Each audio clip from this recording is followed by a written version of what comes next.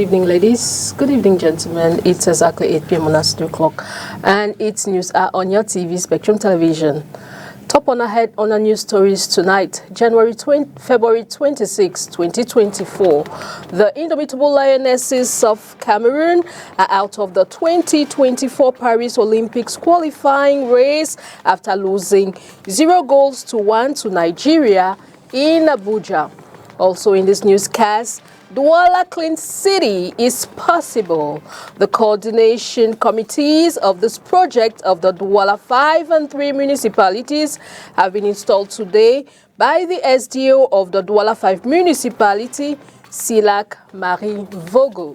This stories in full and more will be brought to you right ahead. Thanks for joining in, ladies and gentlemen. You're welcome to the 8 p.m. Balunga Primetime Newscast on your TV, STV, and we'll kickstart right away. And it's in the French language, and it's, of course, with Makeda Lidinyotom. Bonsoir, Makeda. Bonsoir Christelle Asexuelle, mesdames, messieurs, bonsoir et bienvenue dans ce journal bilingue. Activité parlementaire pour démarrer. L'honorable Élise Pokosine-Doumbé échange avec les hommes et femmes du quartier PK12. C'est situé dans l'arrondissement de Douala 5e. Au menu auto-emploi, développement local et participatif et autres économie sociale et solidaire. On fait le point avec vous, Oyen Donkeng et Julie Pont. Ce n'est plus un secret, la fonction publique ne peut pas absorber tous les diplômés des écoles et autres centres de formation. Face à ceci, l'auto-emploi est préconisé. Mais je voudrais dire aux jeunes que c'est vous qui êtes l'avenir de cette nation. Nous, notre vie est derrière. L'État, écoutez-moi bien, a mis en place plusieurs programmes pour vous accompagner. Tout à l'heure, je vous ai dit de ne pas vous laisser distraire, d'être à l'écoute, d'être vigilant. Donc vous devez savoir saisir cette opportunité. C'est dans ce sens que l'honorable Élise Pokosine-Doumbé a organisé un échange autour de plusieurs thèmes, parmi lesquels l'auto-emploi ou encore le développement local et participatif. À mon avis, notre pays est confronté à 3 défis majeurs. La paix, le développement économique, le bien-être des populations.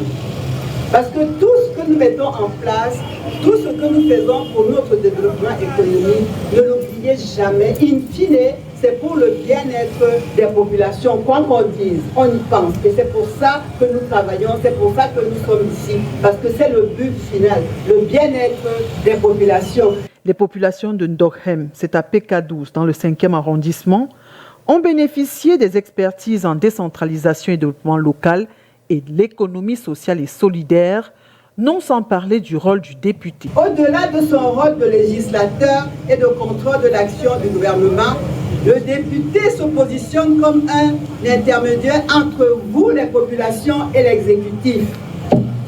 C'est dans ce sens que nous faisons des plaidoyers auprès du gouvernement pour porter à leur attention aux différentes doléances. L'activité parlementaire de la députée RDP Sévoury-Est s'est achevée par la remise de quelques dons aux différentes associations de cette zone présentes à cet événement. On parle de la hausse du prix du carburant qui continue de susciter la controverse auprès des usagers. Ceux-ci sont désormais contraints de débourser plus d'argent pour payer les frais de transport afin de se rendre d'un quartier à un autre ou d'une région à une autre. Et si certains sont résignés, il y en a encore qui ne comprennent pas toujours les raisons de cette augmentation et appellent le gouvernement à l'aide. Écoutez ces quelques réactions recueillies par Spectrum Télévision. Tout ça c'est cher parce que maintenant on dit que le prix de carburant c'est 850. Bon, pour quitter ce peut arriver même ici, école publique, on te dit que 150. En même temps, le prix on disait que c'est payé 100 francs, mais maintenant c'est 150. Donc, par exemple, pour arriver peut-être à Fumban ou pour arriver en Konsamba, le prix ce n'est pas la même chose comme avant. Avant on payait 2000, 1500. Ça peut être peut-être même 3000 maintenant parce que le prix de carburant est monté. Je prends l'exemple sur moi je voyageais dernièrement, j'ai payé 8000 francs pour l'Ouest, qui était vraiment énorme. Il faudrait vraiment que le gouvernement essaie de voir cette histoire de baisse de carburant, d'augmentation de carburant ou d'augmentation de tarifs chez les transporteurs.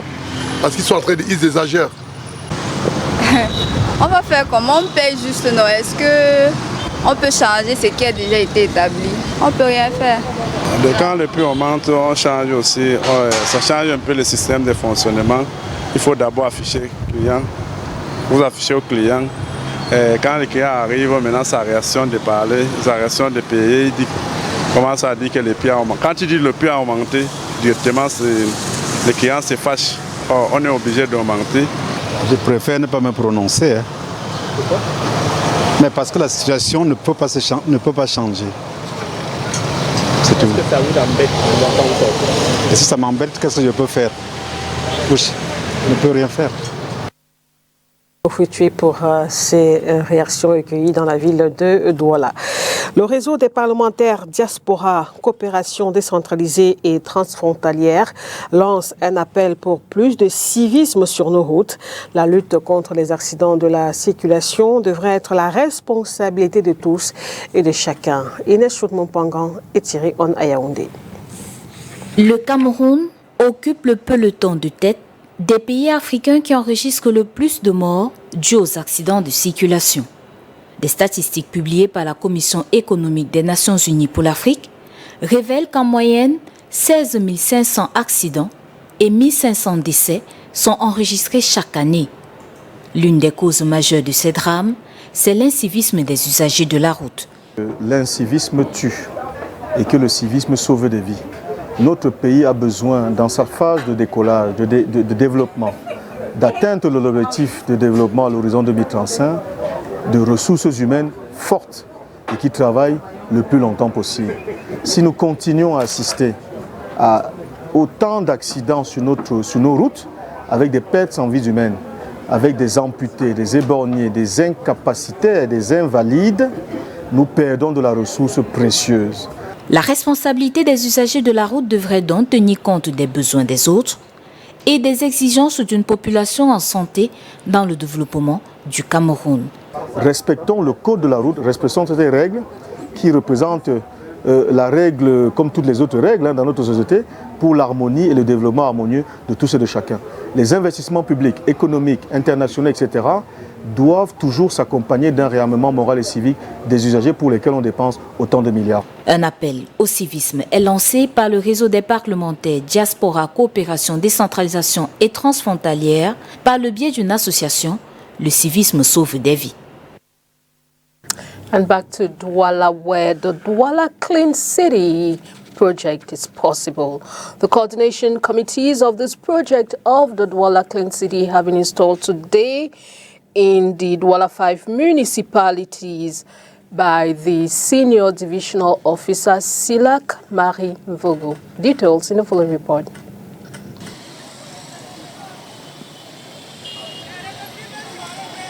Giving the city of Douala a new facelift through the project Douala Clean City has been the engagement taken by the authorities of this metropolitan city. As such, the committee of the coordination of this project in both the Douala 5 and Douala 3 municipalities have been installed today at the esplanade of the Douala 5 municipality by the SDO Silak Marie Mvogo. Le maire de la ville s'est engagé dans une vaste opération d'embellissement du périmètre urbain d'une manière générale avec toutes les activités sous-jacentes. La lecture de l'arrêté régional mettant en place ce cadre opérationnel de promotion de cet objectif commun a été lu, les uns les autres, vous avez approprié ces différentes dispositions. Ce qui est important de retenir pour nous tous, c'est que la promotion de l'hygiène et de la salubrité ne peut pas être le seul apanage des agents communaux ou tout au moins des partenaires de collaboration que nous avons avec une entreprise comme ça. Il est important qu'au-delà du cadre purement institutionnel, le simple citoyen puisse lui-même s'approprier cet objectif ô combien louable et travailler donc aux côtés des structures institutionnelles pour que véritablement Douala Clean City is possible prenne corps. Since the beginning of this year, this project was launched by the Douala City Mayor to make the city of Douala clean and free from all urban disorder which characterizes most metropolitan cities, and Douala included. However, this project, which has already kicked off in other municipalities, will continue to all other municipalities with the various committees to coordinate the project installed. Je voudrais donc nous exhorter tous à avoir une démarche holistique où aucune manière de trop pour qu'ensemble on puisse promouvoir les jeunes et la salubrité dans notre ville. I want to ask all of us to sustain this operation. That is very important for the salubrity of our towns. I have confidence that you journalists will continue and increase sensitization of our citizens in order to attempt all our objectives. Thank you very much. However, it is very possible to make the city of Douala clean if we all, Douala city dwellers, cooperate and adhere to this laudable initiative. On reste dans le même sillage en parlant cette fois de la lutte contre le désordre urbain. Un conducteur de moto-taxi met sa vie en danger pour son engin mal stationné. Celui-ci a été embarqué par la police municipale pour la Fourrière dans le cadre de la lutte contre le désordre urbain. Et c'est une intervention de l'ESIR qui va finalement déloger le conducteur de moto-taxi de sa nouvelle cachette. Rien donc. Ma moto et moi, à la vie et à la mort. Cet homme est conducteur de moto-taxi. Dans le camion au-dessus de sa tête, son engin. Et ce dernier n'entend pas laisser partir son gagne-pain, à moins de l'écraser avant, et aucun négociateur ne pourra l'en dissuader.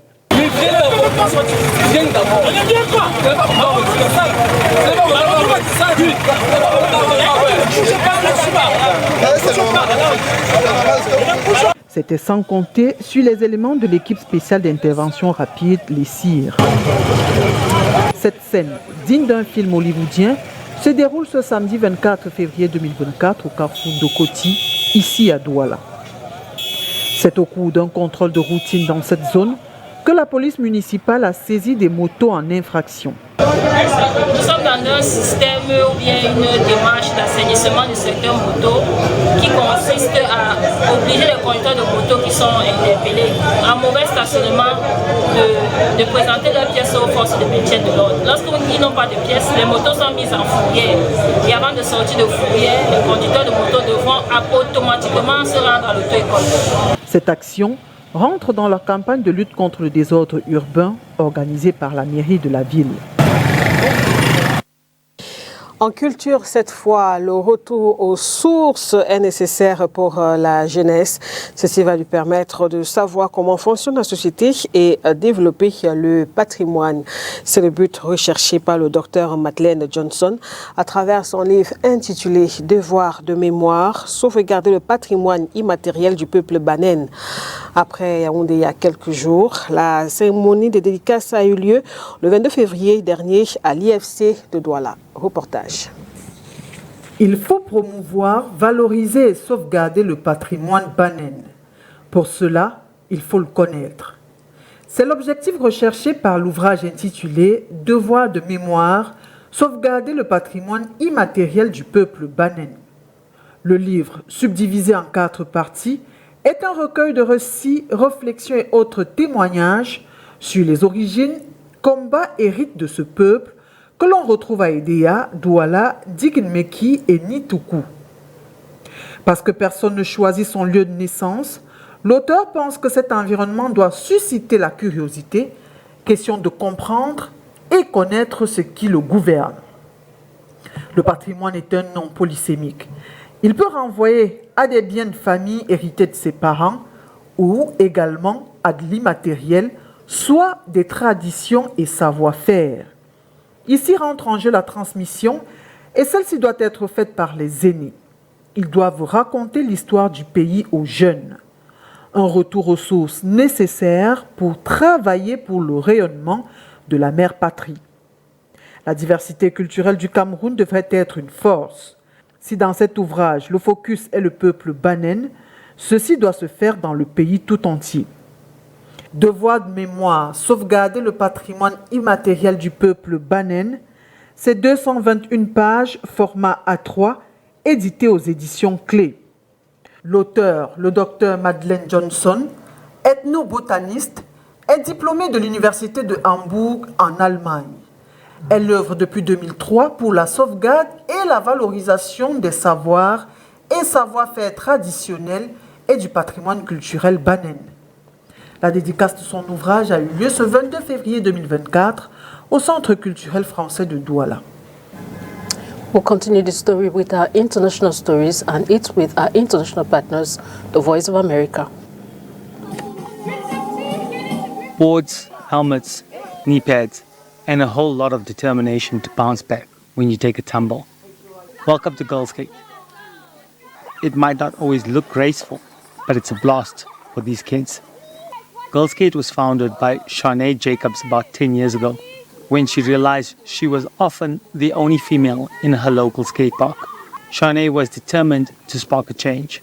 Today, she holds free training sessions in Soweto and other impoverished communities like this one in Kaya Sands. This was the perfect opportunity for me to get a skate park in for them and start doing sessions with them, because I do believe that skateboarding can teach life lessons to the kids and it can help them a lot.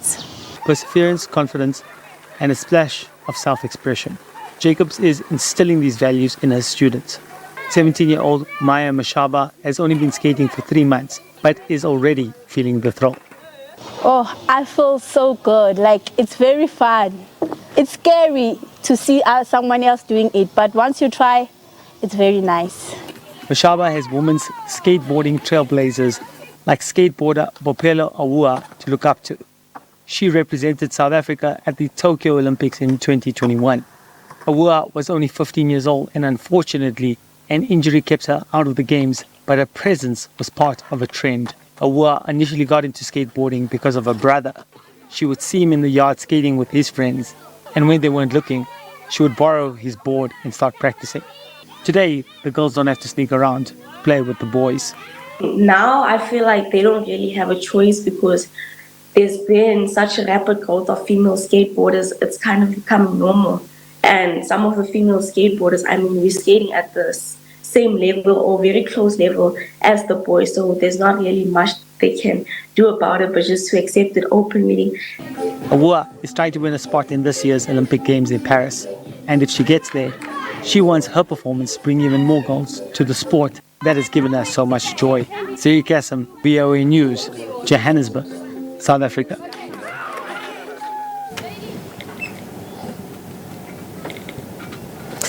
L'actualité internationale, cette fois sur le plan africain. Au Sénégal, le président Macky Sall lance son dialogue pour sortir de la crise. En Afrique de l'Ouest, la CEDEAO lève les sanctions contre le Niger, la Guinée et le Mali, tandis qu'au Burkina Faso, une attaque meurtrière a été perpétrée contre une mosquée. Le résumé de l'actualité africaine de ce 26 février, c'est avec la Voix de l'Amérique. Au Sénégal, le président Macky Sall réunit ce lundi des acteurs politiques et sociaux pour tenter de forger un accord sur la date de la présidentielle. M. Sall s'est donné 2 jours pour trouver une sortie à la crise que traverse le pays depuis le report de la présidentielle, mais des protagonistes majeurs ont annoncé qu'ils vont boycotter les discussions. La communauté des États de l'Afrique de l'Ouest a levé les sanctions financières contre la Guinée et les restrictions contre le Mali. C'est après avoir annoncé samedi la levée d'une grande partie des sanctions contre le Niger. Au Burkina Faso, plusieurs dizaines de fidèles musulmans ont été tués dimanche dans une attaque d'envergure contre une mosquée dans l'est du pays, selon des sources sécuritaires. Dimanche, au moins 15 fidèles chrétiens ont été tués dans une attaque contre une église catholique dans le nord du pays. Au Burundi, 9 personnes ont été tuées, dont un soldat dans l'ouest du pays dimanche, a annoncé lundi le gouvernement. L'attaque a été revendiquée par les groupes rebelles Red Tabara, qui affirment avoir tué 6 membres des forces de sécurité. We now talk sports in this newscast. The indomitable Lionesses of Cameroon are out of the 2024 Paris Olympics qualifying race after losing by 0-1 to the Falcons of Nigeria. Details with Oni Ladonet. Esther Okoronkwo's 16-minute goal has shattered Cameroon's Olympic qualification dreams. The indomitable Lionesses will play the Virgin tie at home, were poised to defeat Nigeria in her own backyard when they met today in their reverse fixture. Tactician Randy Waldron, who seemed unimpressed by the Super Falcons' first half in Douala, will make a few changes, seeing Rashida Ajibade captain the side and Halimatu and Azizat will be left out of the starting lineup. Coach Jean-Baptiste Bissek will deem it fit for Captain Aboudi to feature in the starting lineup. These changes will see starter Esther net a goal validated by the referee after just 16 minutes of play. N'aura pas le ballon, à nouveau la montée du Nigeria avec Jennifer Enegini. Ça centre, attention à cette balle qui rentre dans les filets et c'est le premier but. The Lionesses will come close to equalizing late into the second half through an Ongene header, but Nadozie will be too vigilant to let that pass. Cameroon will end the game on 10 men after Felicia was shown a red card. Nigeria will now prepare to face either of South Africa or Tanzania for the 2 Paris Olympic spot. And still in sport, this time we talk MTN Elite 1 round-up match 17. Stade Rennais and Canon Sportif are the 2 teams assured of the play-up ticket after match day 17 of the MTN Elite 1 Championship. We remain with you, Onila Donet. The race for supremacy in Group A has intensified ahead of the final match day of the MTN Elite 1 Championship. On match day 17, the verdict was delivered, with Canon Sportif emerging as front-runner with an impressive 30 points in Pool A.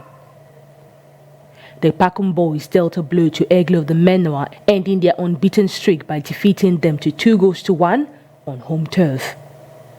Paul Harry Chico opened scoring for Canon with a penalty kick in the 24th minute, with Amin Hiver equalizing for Aigle from the spot 15 minutes into the second half. The decisive winner came from Guy Serge Edouard in the 64th minute. With this scoreline, Canon has already secured a playoff spot, leaving Aigle to battle fiercely with strong contender Colombe Sportif for the remaining playoff positions. The South Doves managed to salvage 3 points after Katja Boris' equalizer was rendered a consolation. Thanks to contributions from Batum and Yenang, Colombe remains in the top 4. At the Guayaquil Stadium, a determined Union Sportive of Douala silenced the struggling AS Fortuna, securing a convincing 3-0 victory. PWD had a triumphant day in Douala, with Cedric Yede, Terence Goufo and Phoebe Fritz finding the back of the net in their 3-1 win over Astre of Douala.